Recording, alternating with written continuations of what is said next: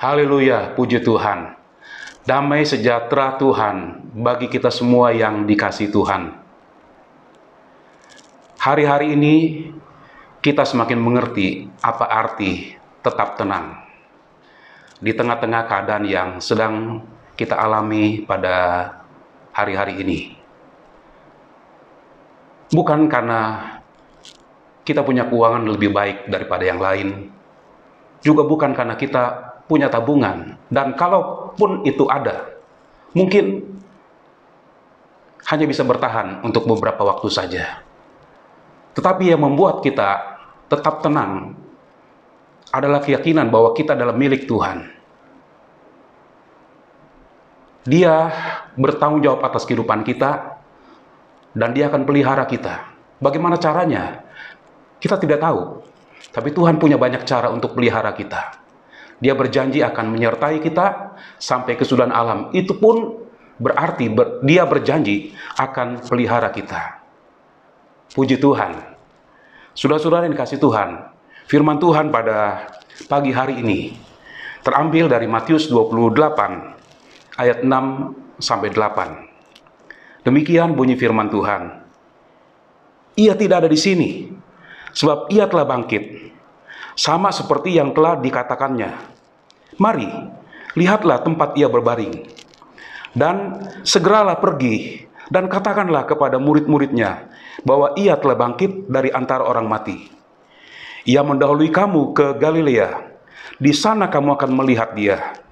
Sesungguhnya aku telah mengatakannya kepadamu.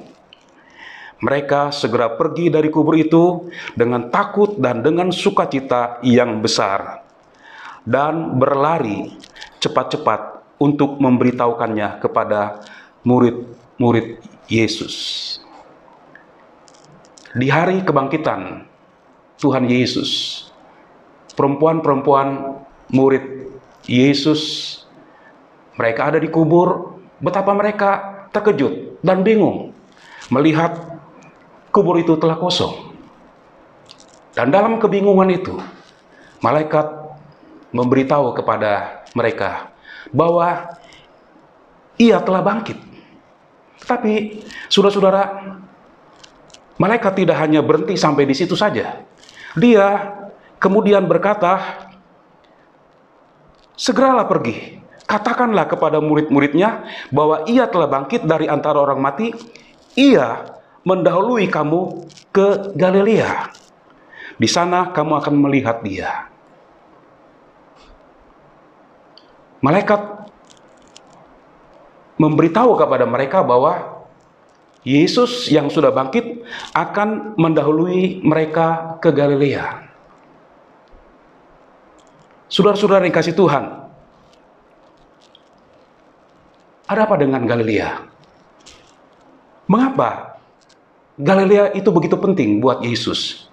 Sehingga sebelum salib, Yesus sudah mengatakan bahwa Dia akan mendahului murid-muridnya dan menunggu di Galilea. Dan setelah Ia bangkit, malaikat memberitahu kepada perempuan-perempuan ini bahwa Yesus mendahului mereka dan menunggu di Galilea. Saudara-saudara, Galilea pada waktu itu dikenal sebagai wilayah bangsa-bangsa. Orang-orang Yahudi yang tinggal di Yerusalem, mereka memandang rendah orang-orang yang tinggal di Galilea, karena mereka sudah tidak murni lagi. Mereka sudah campur dengan orang-orang yang bukan orang Yahudi. Itu sebabnya mereka tidak mempunyai hubungan yang baik dengan orang-orang di Galilea.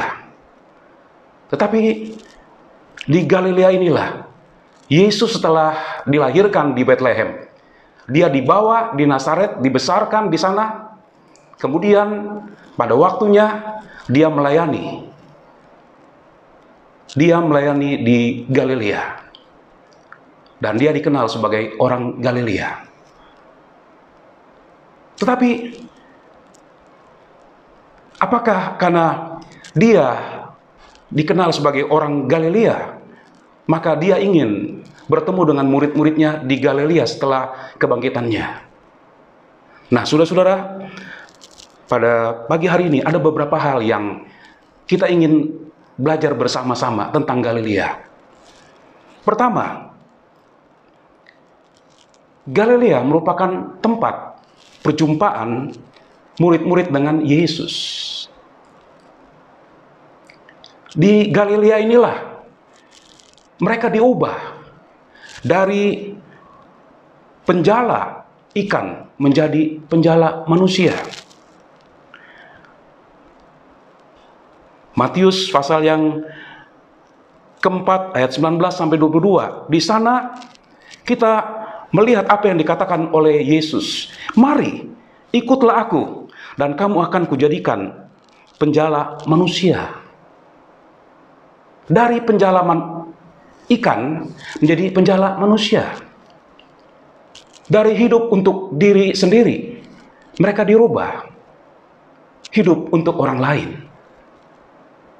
Dan firman Tuhan mengajar kepada kita dalam Filipi pasal 2 ayat 3 dan ayat yang keempat.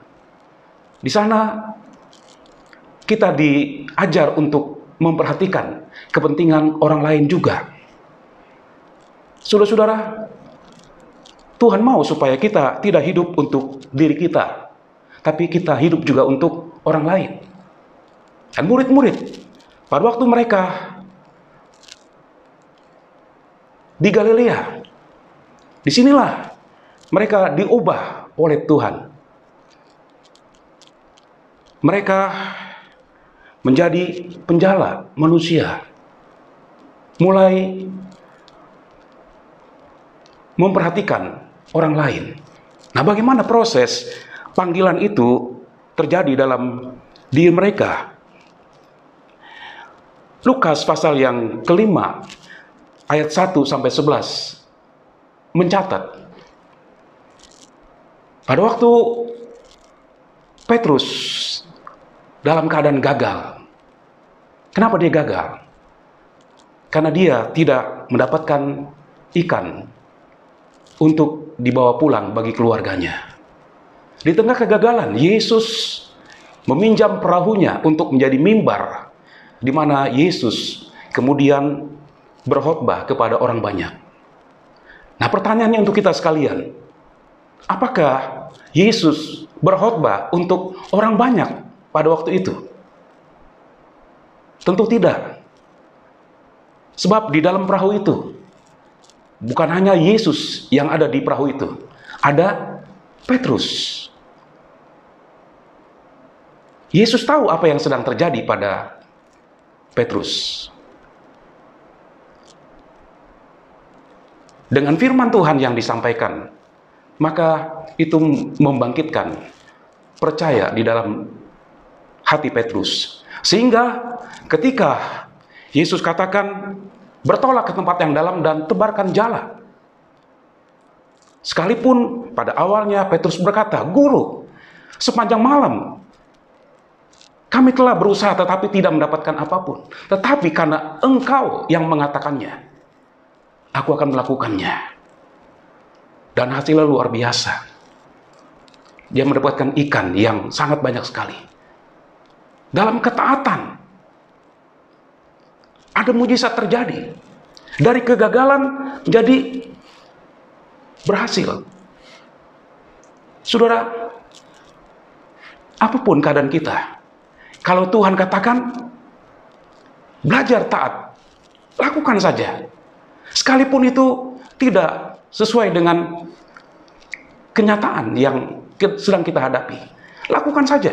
Kalau Tuhan yang sudah suruh, lakukan. Maka kita akan melihat mujizat terjadi. Tapi kalau Tuhan tidak suruh, jangan kita lakukan. Kalau Tuhan tidak suruh, jangan kita bilang Tuhan suruh kita. Sebab kita tidak akan melihat sesuatu yang hebat yang Tuhan akan kerjakan. Tapi kalau Tuhan suruh, kita kerjakan, maka kita akan mengalami mujizat dari Tuhan. Petrus waktu itu katakan, sepanjang malam kami sudah berusaha, tapi tidak mendapatkan seekor ikan pun. Tapi karena Engkau mengatakannya, Dia belajar taat kepada apa yang dikatakan oleh Tuhan Yesus. Dan dia berhasil. Nah, ketika dia melihat kenyataan ini, dia datang kepada Tuhan dan berkata, Tuhan, pergilah dari aku, sebab aku orang berdosa. Dia merasa bahwa dia tidak layak di hadapan Tuhan. Tapi waktu itu Tuhan katakan, jangan takut. Aku akan menjadikan engkau penjala manusia. Diubahkan hidupnya. Di mana diubahkan? Di Galilea. Di tengah-tengah kegagalan. Di mana ada Yesus, Tuhan ubah semua menjadi keberhasilan. Yang kedua, tentang Galilea yang kedua. Galilea merupakan tempat persiapan. Setelah murid-murid meninggalkan semua, mereka ikut Yesus kemanapun Yesus pergi. Yesus pergi dari kota ke kota, dari desa ke desa, dari kampung ke kampung. Dia mengajar, baik di rumah ibadat orang Yahudi yang biasa disebut sinagog, atau juga mengajar di rumah-rumah. Ada orang-orang yang membuka rumah mereka, sehingga Yesus pergunakan kesempatan untuk mengajar, dan kemudian juga melakukan mujizat.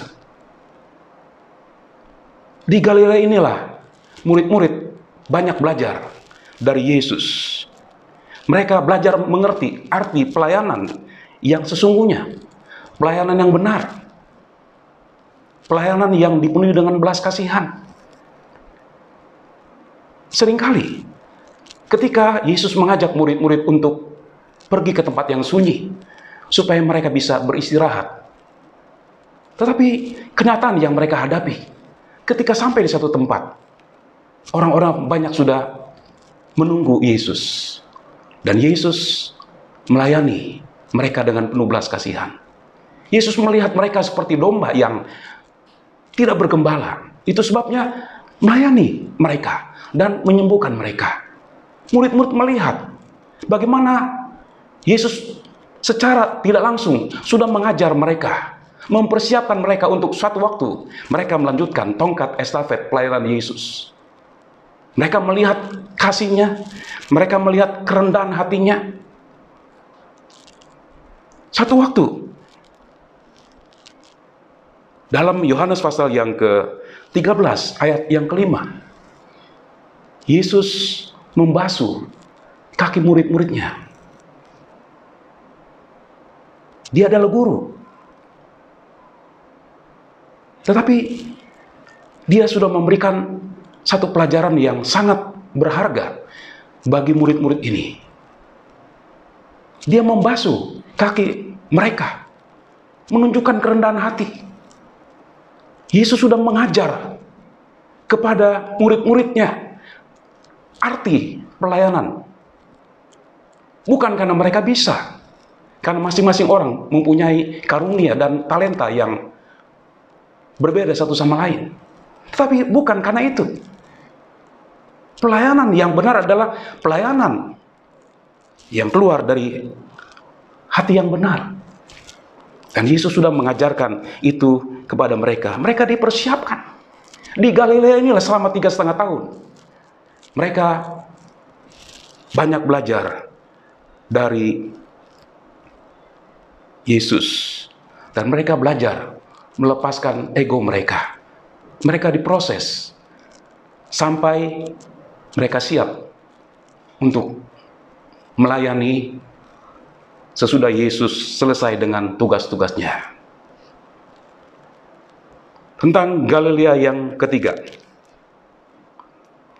Galilea merupakan tempat murid-murid membangun hubungan, membangun satu relasi dengan Tuhan.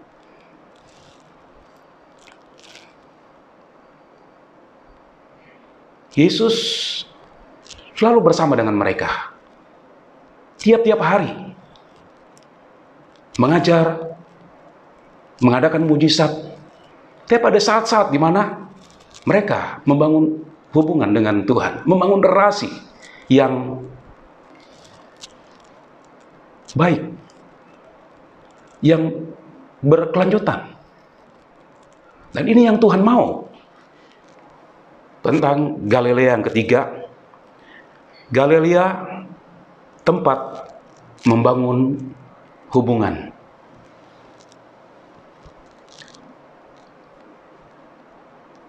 Murid-murid mengikut Yesus. Mereka bukan hanya mendengar pengajaran dan melihat mujizat, tetapi ada banyak waktu di mana mereka membangun hubungan dengan Tuhan. Hubungan yang semakin dalam, mengenal Yesus lebih dalam lagi. Tuhan mau kita punya hubungan yang dalam dengan Tuhan. Nah, saudara-saudara, banyak waktu kita diperingatkan untuk memberikan waktu kita untuk Tuhan. Tetapi apa yang terjadi? Kita bergeming. Kita diam saja, kita cuek. Kita tidak anggap itu sebagai satu hal yang penting. Kita asik dengan diri kita sendiri. Sama seperti apa yang terjadi pada bangsa Israel. Di dalam 1 Raja-Raja 18 ayat 21. Di sana Elia berkata begini. Lalu Elia mendekati seluruh rakyat itu dan berkata, berapa lama lagi kamu berlaku timpang dan bercabang hati? Kalau Tuhan itu Allah, ikutilah dia. Dan kalau Baal, ikutilah dia. Tetapi rakyat itu tidak menjawabnya sepatah kata pun. Elia memberikan pilihan kepada mereka antara Allah dengan berhala. Hati mereka mendua. Hati mereka tidak sepenuhnya diberikan kepada Allah. Mereka menyembah kepada Allah, mereka juga menyembah pada berhala. Itu sebabnya Elia memberikan satu tantangan. Pilih antara Allah dengan berhala. Tapi di sini kita membaca, rakyat itu tidak menjawabnya sepatah kata pun. Tidak menjawab, diam saja. Mereka bungkam. Mereka tidak anggap itu sebagai satu hal yang penting. Membangun hubungan dengan Tuhan itu dianggap sebagai satu hal yang tidak penting. Tapi saudara-saudara, Tuhan terus menunggu kita. Dia mau supaya kita memberikan waktu kita untuk Dia. Mari bangun hubungan kita dengan Tuhan. Kalau mungkin beberapa minggu yang sudah kita jalani, kita masih gamang, kita tidak tahu apa yang kita buat selama beberapa minggu ini. Tapi mari, belum terlambat. Pergunakan waktu yang masih ada ini. Kita tidak tahu sampai kapan semua yang terjadi ini berlaku. Sampai nanti kemudian kita bisa hidup normal lagi. Tapi waktu yang masih ada ini, pergunakan dengan baik. Bangun hubungan yang lebih dalam lagi dengan Tuhan. Tentang Galilea yang keempat. Galilea merupakan tempat mereka diteguhkan kembali. Saudara-saudara, setelah kebangkitan Yesus dari kubur, Dia sudah beberapa kali menampakkan diri kepada murid-muridnya. Tapi rupanya itu tidak cukup mengobati hati mereka. Mereka belum percaya. Mereka masih dalam kekecewaan. Itu sebabnya Yesus sebelum kebangkitan sudah berkata kepada mereka, aku akan mendahului kamu ke Galilea. Ada tujuannya. Kenapa dia ingin ketemu dengan murid-murid di Galilea? Dia mau di Galilea sebelum murid-murid ini melanjutkan pelayanan yang sudah dimulai oleh Yesus. Mereka diteguhkan kembali, mereka dipulihkan. Nah, bagaimana mereka dipulihkan? Saudara-saudara, Yohanes 21 ayat 1 sampai 14. kita membaca di sana, mereka pergi ke Galilea. Tetapi mereka pergi ke sana bukan untuk bertemu dengan Yesus. Kalau saudara membaca dalam firman Tuhan ini, Petrus dia berkata, aku akan menangkap ikan. Itu artinya dia kembali kepada pekerjaan yang lama.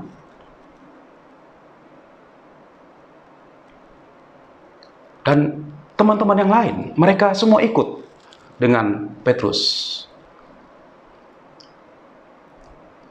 Yesus meminta mereka ke Galilea supaya mereka dipulihkan, tetapi mereka pergi ke Galilea untuk menangkap ikan. Dan apa yang terjadi? Mereka gagal. Tidak ada ikan yang mereka dapat tangkap. Di dalam Yohanes 21 ayat 1-14, kita ketemukan di sana Petrus dengan teman-teman mereka pergi ke Galilea. Tapi bukan untuk bertemu dengan Yesus. Mereka pergi ke Galilea, sampai di sana Petrus berkata, aku akan pergi menangkap ikan. Dan teman-teman ikut dengan Petrus. Dan apa yang terjadi? Mereka tidak mendapatkan ikan. Tapi pada waktu Yesus memberikan instruksi kepada mereka, tebarkan jalamu di sebelah kanan perahu, maka kamu akan peroleh. Dan mereka menebarkan jala mereka dan mendapatkan banyak ikan. Disitulah mereka baru mengenal Yesus yang sudah bangkit. Padahal kalau kita membaca di ayat yang ke-14, itulah ketiga kalinya Yesus menampakkan diri kepada murid-muridnya setelah ia bangkit dari antara orang mati. Nah, saudara-saudara, ada apa dengan mereka? Ini yang ketiga kali Yesus menampakkan diri kepada mereka. Sebelum mereka mendapat instruksi dari Yesus dan mendapatkan banyak ikan, mereka belum kenal. Tapi ketika mereka sudah dapatkan ikan itu, mereka baru kenal Yesus. Ada apa dengan mereka? Rupanya kekecewaan mereka begitu mendalam, sehingga mereka belum kenal Yesus yang sudah bangkit itu. Setelah mereka dapat ikan, baru mereka kenal. Dan disitulah mereka dipulihkan. Setelah dipulihkan, mereka mendapat tugas dari Yesus untuk memberitakan Injil kepada banyak bangsa. Matius 28 ayat 16. Dan ke-11 murid itu berangkat ke Galilea, ke bukit yang telah ditunjukkan ke Yesus kepada mereka. Nah, rupanya setelah mereka mendapatkan ikan, mereka masih pergi lagi ke Galilea. Di sana, di bukit, mereka bertemu dengan Yesus. Dan Yesus memberikan kuasa kepada mereka untuk pergi memberitakan Injil. Dari Galilea inilah, mereka kemudian, saudara-saudara, pergi memberitakan nama Yesus. Dan seperti yang sudah minggu lalu saya sampaikan, karena mereka sudah yakin dengan Yesus yang sudah bangkit. Mereka adalah saksi mata dari kebangkitan Yesus. Mereka pergi memberitakan nama Yesus. Dan mereka tidak takut sekalipun mereka harus membayar dengan nyawa mereka. Kebanyakan dari mereka mati syahid. Mati karena memberitakan nama Yesus. Tapi mereka tidak mundur. Mereka tidak bisa dikalahkan oleh apapun. Mereka terus memberitakan Injil. Dan mereka punya keberanian ini karena mereka bertemu dengan Yesus di Galilea. Sebelum mereka diutus untuk pergi di Galilea, mereka dipulihkan dan diberikan kuasa. Mereka kemudian melayani sampai di akhir hidup mereka. Puji Tuhan. Haleluya. Haleluya. Haleluya. Mari saudara-saudara, saya undang kita sama-sama berdiri. Kita akan menyanyikan sebuah pujian, taruhkanlah harapmu sepenuh kepada Yesus. Raja damai yang datang dari Galilea,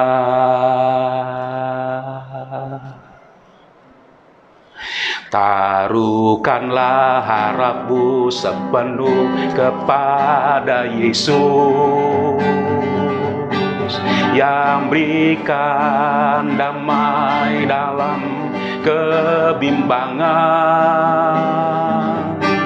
Taruhkanlah harapmu sepenuh kepada Yesus,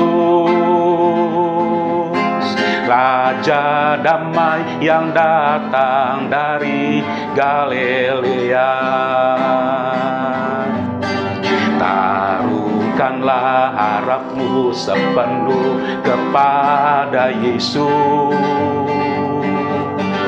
yang berikan damai dalam kebimbangan.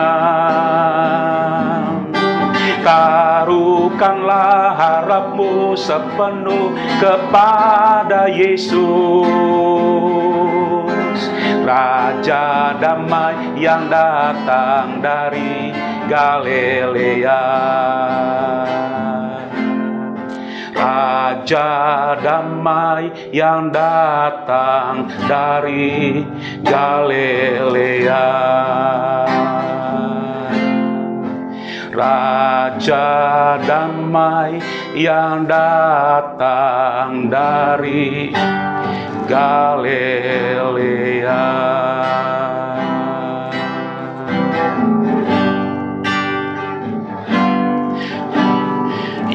Yesus, kemuliaan-Mu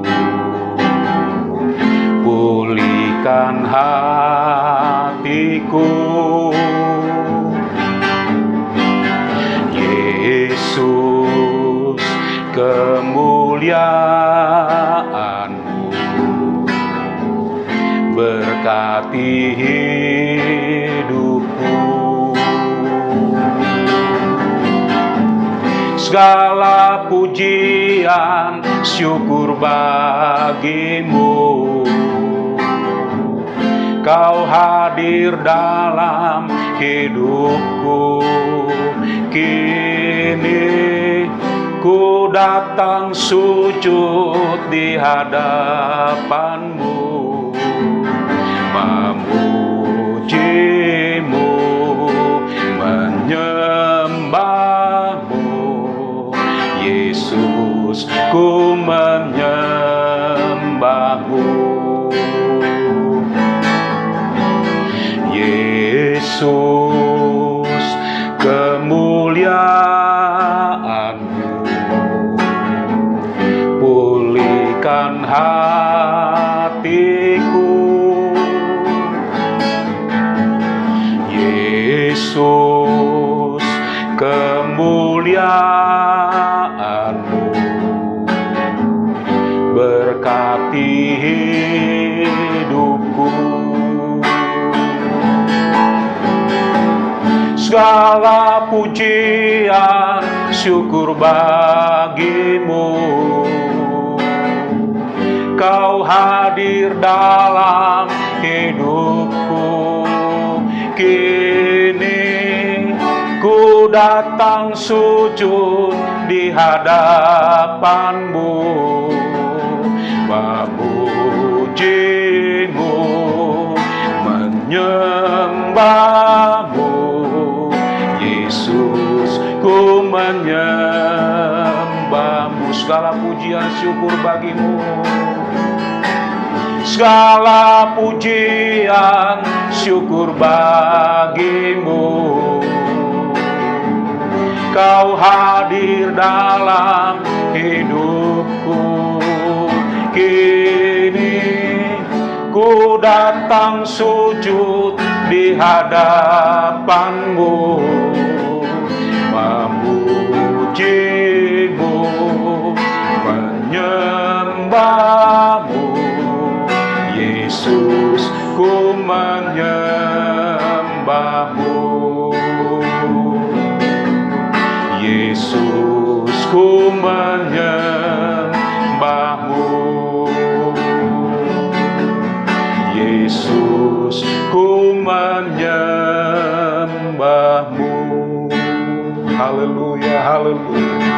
Haleluya, haleluya, haleluya. Haleluya, haleluya. Haleluya, haleluya Tuhan. Hati kami terangkat kepadamu Tuhan. Engkaulah pujian kami, Engkaulah penyembahan kami Tuhan Yesus. Terima kasih untuk firman-Mu yang sudah kami dengar pada pagi hari ini Tuhan. Terima kasih untuk Galilea,